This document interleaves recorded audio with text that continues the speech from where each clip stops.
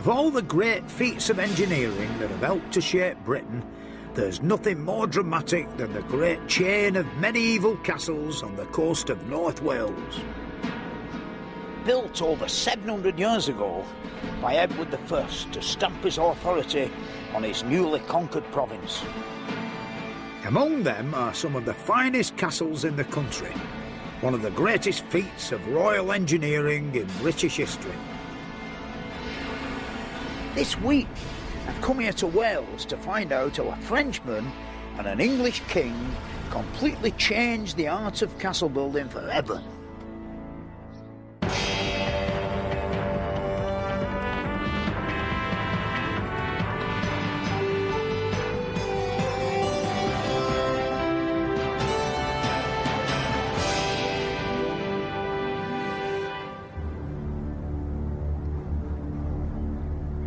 In 1282, the Welsh prince, Llewellyn ap Gruffydd, felt strong enough behind his strongholds at Dolbadern and Dolwyddan to defy English authority and assert his independence.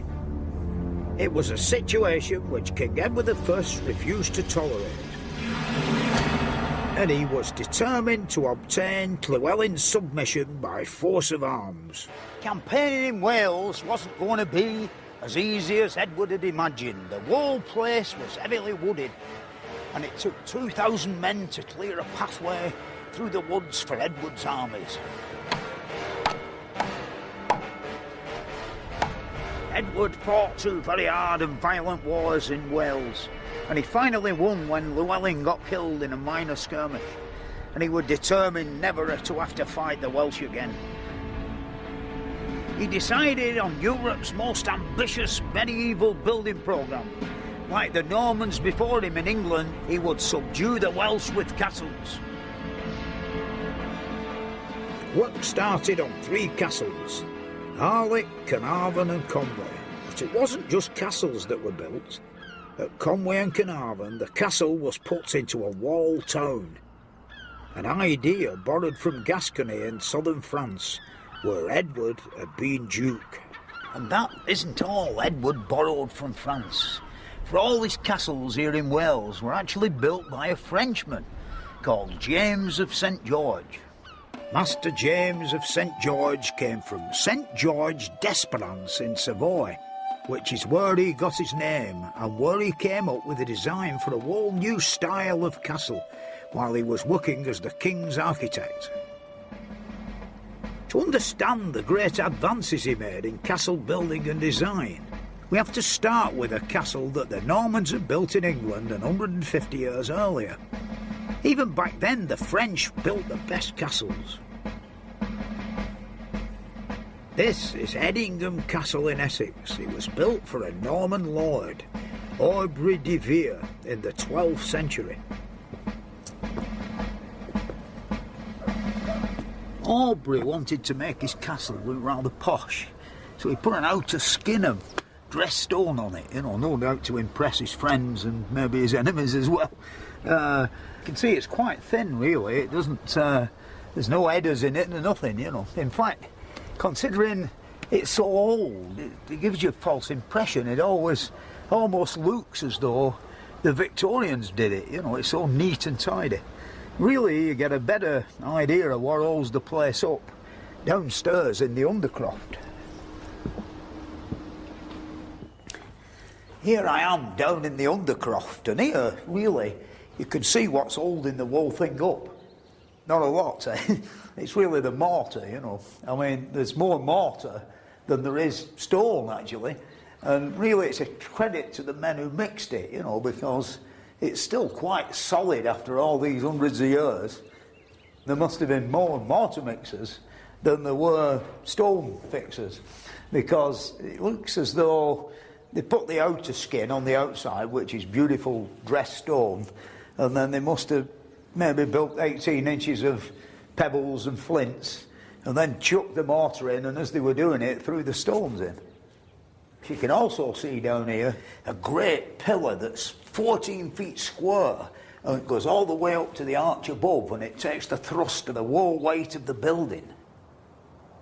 In fact, the castle is built round a huge arch that runs right up its centre. This is a cross-section of Edingham Castle Keep, and as you can see, most of it's arches. But for these arches to stay up, you know, they're going to have something pretty big and substantial for them to spring off. You know, unlike a normal bridge from one headland to another, you need, you know, plenty of meat on each side to take the thrust of the arches. Down in the undercroft, which is the equivalent to the cellar, the walls are actually 14 feet thick, with all this great weight of arches pressing down on them. On top of that, you've got the weight of a floor, plus, you know, I don't know how many knights and noblemen sat around the great table eating the venison and all that. So you don't want it falling in, do you, you know. And then the arch over the banqueting hall is the biggest Norman arch in all of England, something like 28 or 30 feet across. This is where the great arch emerges out of the wall. Really, you don't really appreciate the arch until you look at the great expanse of the floor above. If they hadn't to built it, they would have had to search around for a tree maybe 50 feet long and 2'6" square or something like that, which I'd rather think it were easier to do the arch than find such a tree.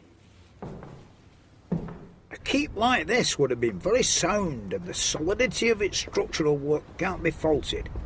You can see how thick the walls are all the way up to the top. So when Master James came along with his new ideas, it wasn't the actual building techniques that he tackled. It was the overall shape of the castle and its outer defences that he set out to improve. Until this time, the keep had formed the heart of the castle. It housed the lord of the manor and was built on a mound of earth called a motte. Next to this there was the outer stockade where everybody else lived, which was called the bailey. And the bailey had a wall round it with a gate in it. And of course the gate were the most weak bits of all the lot. And if you knocked the gate down, the enemy were in and all the defenders had to run and hide in the keep.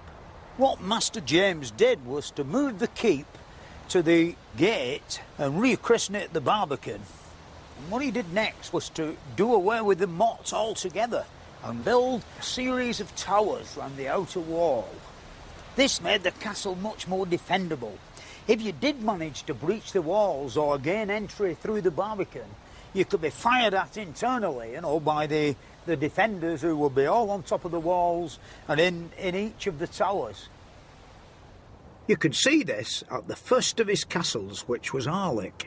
It's the most defensive of Master James's works, and this is hardly surprising when you think that they started building it while Edward was still at war with the Welsh.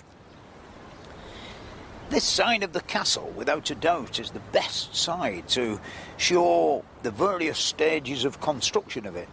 I mean, it's very obvious if you look at the main wall, you can see at the bottom of it, it's quite rough stonework done by the soldiers while still under attack. Later on, when they had more time and a bit of protection from the bottom wall, they completed the top 25 or 30 feet in a much better fashion, better stone masonry and everything.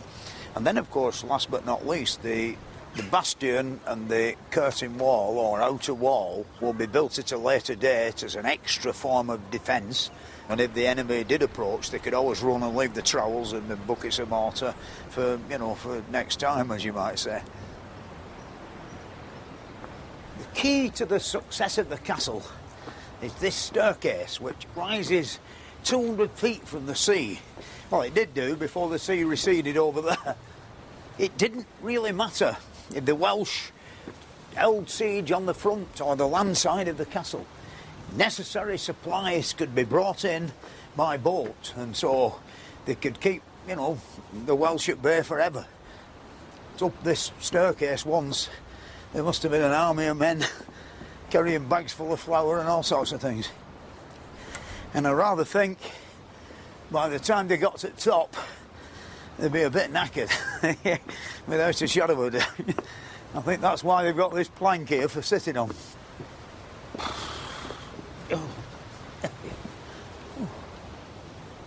From this angle, you can see the way the rock had to be dug away to set the foundations of the castle directly onto the solid rock.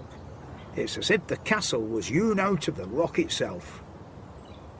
Having built the castle on top of a large cliff overlooking the sea, this left the inland side of it rather vulnerable to attack, you see. And to remedy this serious problem, they dug this huge gorge behind it in solid rock.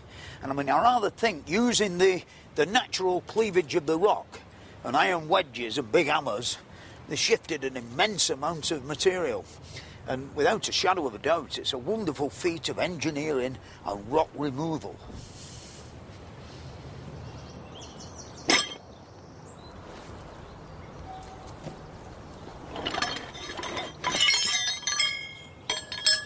And this is how they did it. First of all, they got an hammer and some form of a drill, and then they proceeded to drill an hole in the rock.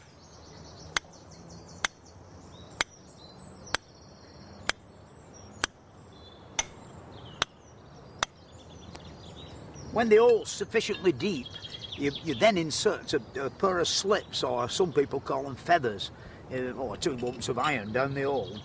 And then a big iron wedge, which you insert between the 2 metal plates. And this, of course, has a nice sliding action when you beat it with the hammer, you know, and opens up a great crack, and off will come a great slab of rock. Hopefully we'll get a big lump, you know.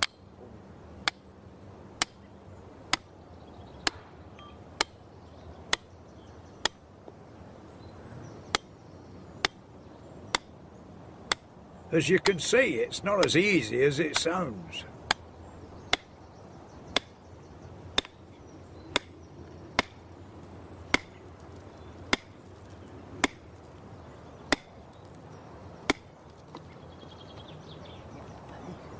Brought a big enough hammer.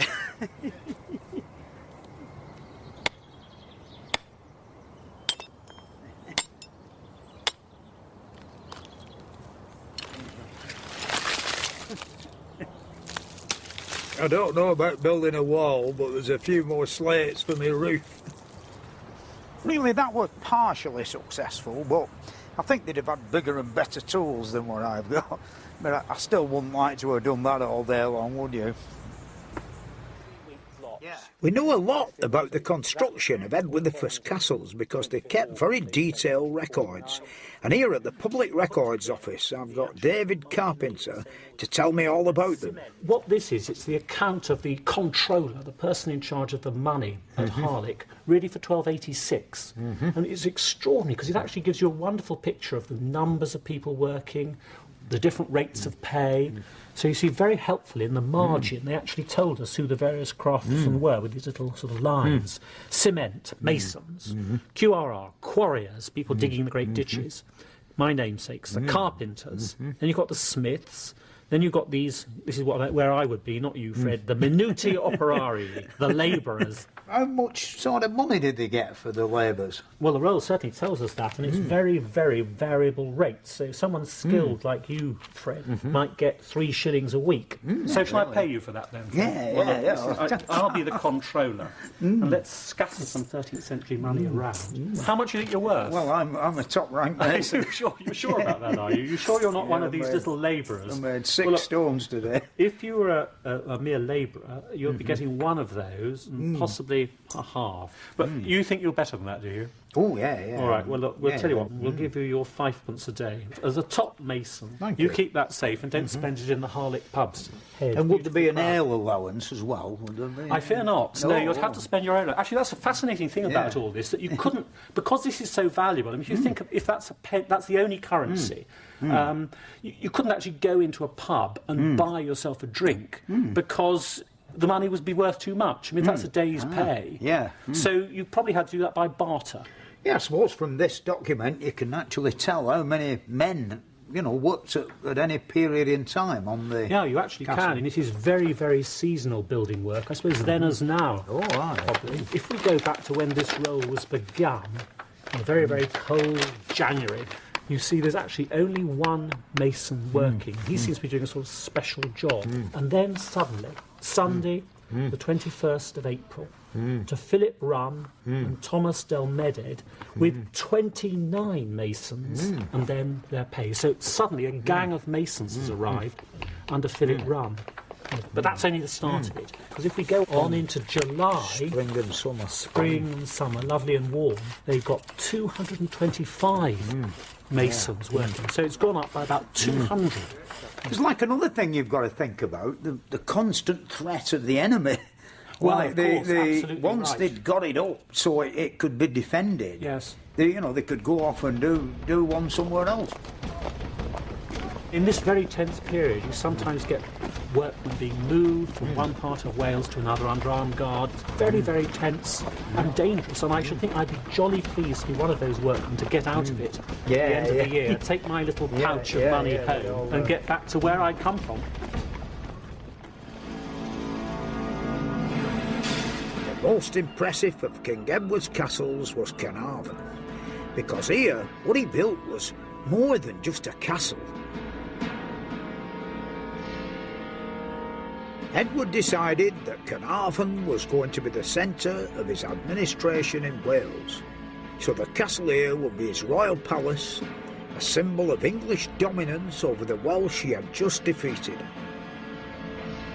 Carnarvon is built on a spot very close to the old Roman fort of Saguntium, which of course had connections with the famous Roman Emperor Constantine, who were a bit of a rebel really, because he captured in the end the Roman Empire with a British army, and of course was responsible for building the city of Constantinople. When Edward decided to build Carnarvon, he got Master James, his chief architect, to purposely mimic the stripes on the walls of Constantinople. The castle would be the HQ of his English empire, right in the place that the Romans had theirs. Work began here in 1283, when Edward was still at war with the Welsh. Here once stood a row of houses that it took 20 men a week to demolish and get rid of the timbers and the debris. But they still made a bit of a mistake. They only brought the walls up at this point to about 12 and 20 odd feet.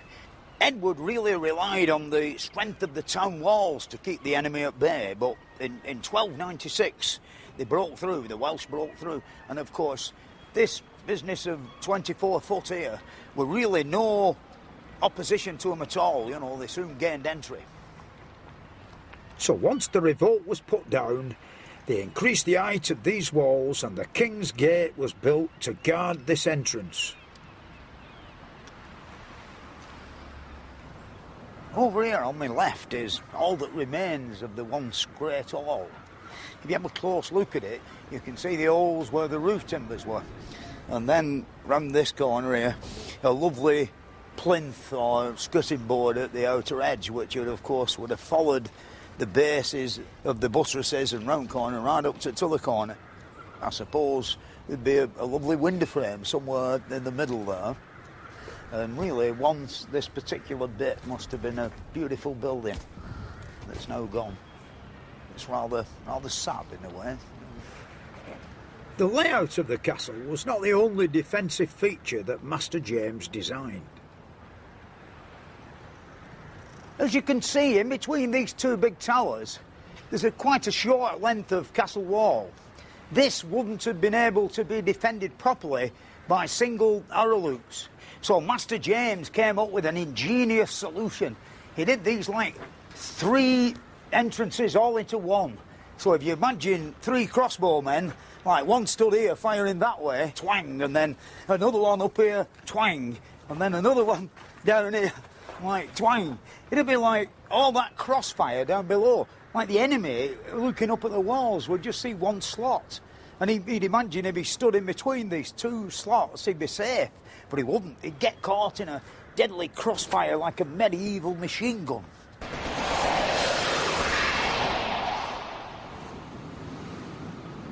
But to really understand the castle's defences, you need to go up the Edel Tower. From up here on top of this tower, you can really see how Master James's defences worked. Over there on that side, we've got the sea, and over here on this side, we've got the river, deep and wide, which would have kept the enemy at bay for quite some time. And then, through here, we've got the castle itself, which of course has got 2 lines of defence. Once had a great wall across the middle, which of course somebody's knocked down, so it's one big castle now, but in the olden days it used to be 2 in a way. And then, round here, there's the town wall, which of course follows the shoreline and then turns right inland, and were once upon a time connected with the castle over there on the far corner. It would have been really a heck of a place to take. Carnarvon took nearly 50 years to build, and at nearly £20,000 it was the most expensive of all of Edward's Welsh castles. The total cost of them all was over £78,000, but as his wars there had cost him £103,000, the castle seemed like a good investment. Even so, the cost of them, coupled with Edward's wars in Scotland, was making a bit of a dent in his finances. And there's nowhere better to see this than just across the Menai Straits on Anglesey. This is Beaumaris, and its design is the most technically perfect in the whole of Britain.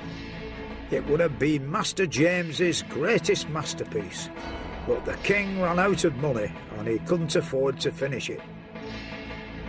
Like Carnarvon, it has layers of walls within walls, but unlike Carnarvon, it is perfectly symmetrical, and the whole site is surrounded by a moat filled with a controlled supply of tidal water.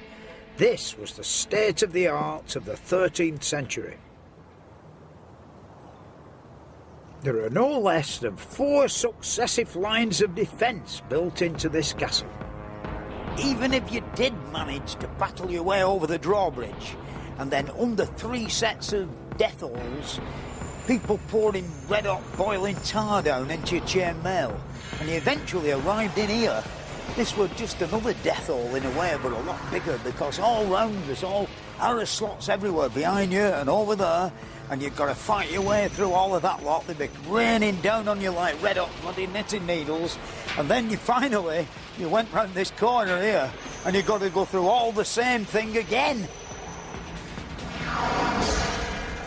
If you managed to survive the drawbridge and the first set of murder holes and various doors, and you finally got to here, if you didn't look like a pincushion, there was yet one more great door with 6-inch square balks of oak behind it, holding it closed, and then just 4 foot further in, a portcullis, which you would have to get rid of, possibly made of iron with great big rivets through, and then, God forbid, another 4 sets of murder holes, and then another door, and another portcullis, and then another door.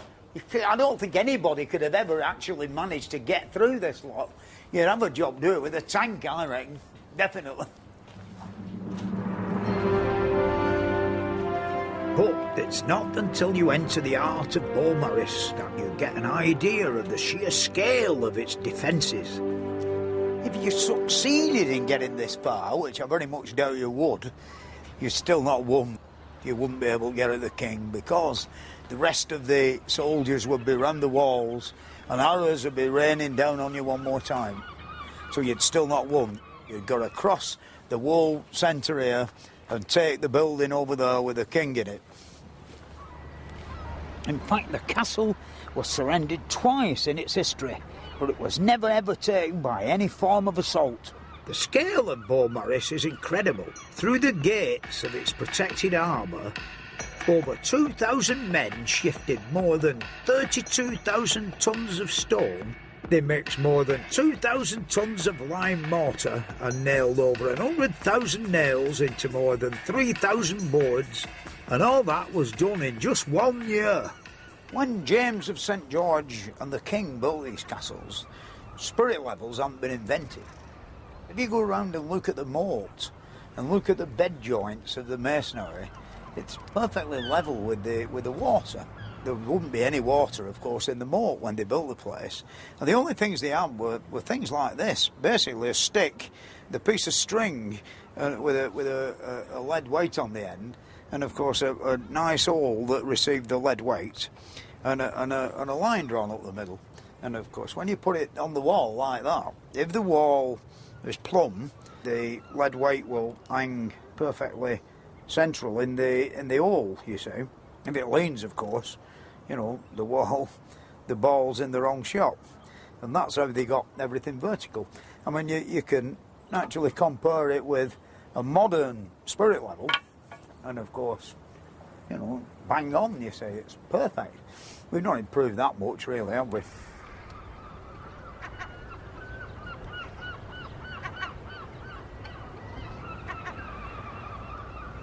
This here behind me is all that remains of the once grand gatehouse, you know, the inner gatehouse. And of course Charles II issued orders to demolish it. As you can see, he didn't get so far, you know, he got the top bit off okay, but I think when he got to here they must have give up, you know, I mean, no doubt they had no dynamite in them days. In a way, he did us a favour, because he sort of shown us how the wall's really built, you know.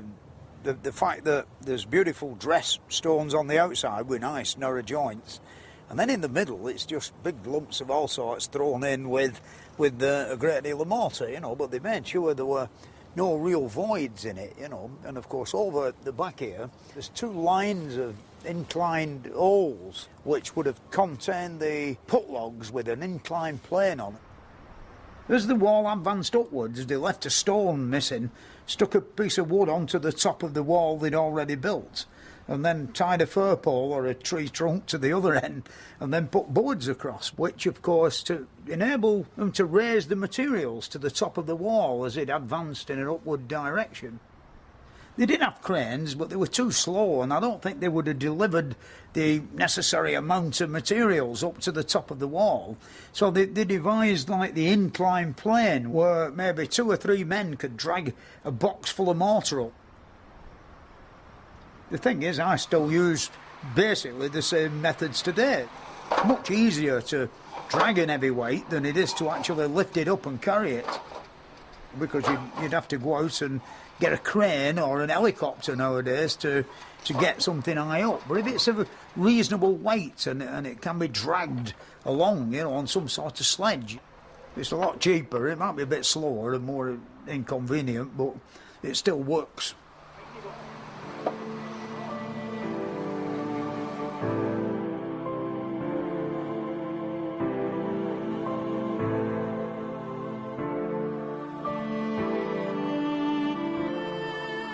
Beaumaris was never finished. It was so incredibly expensive, the king just simply couldn't afford it. I mean, when you look around and see the amount of chambers and staircases and fireplaces there are compared with the other castles, you can see the reason why. And it never really got any further than this level here, and that were 20 years after the king had died.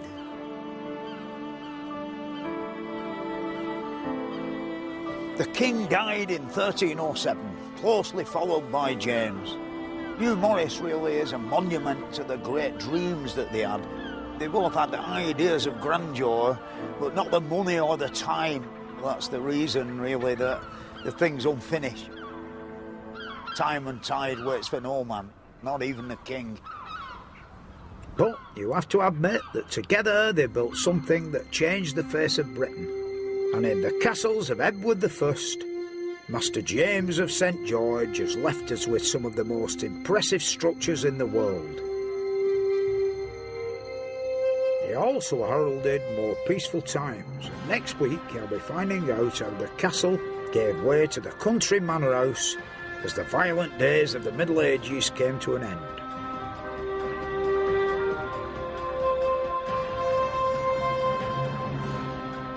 If you'd like to find out more about the building of Britain, then why not visit the website bbc.co.uk/history. If you like what you see, hit that like button. You can subscribe to us here on YouTube. You can tweet us at HomeEd101 or visit our website homeed.net.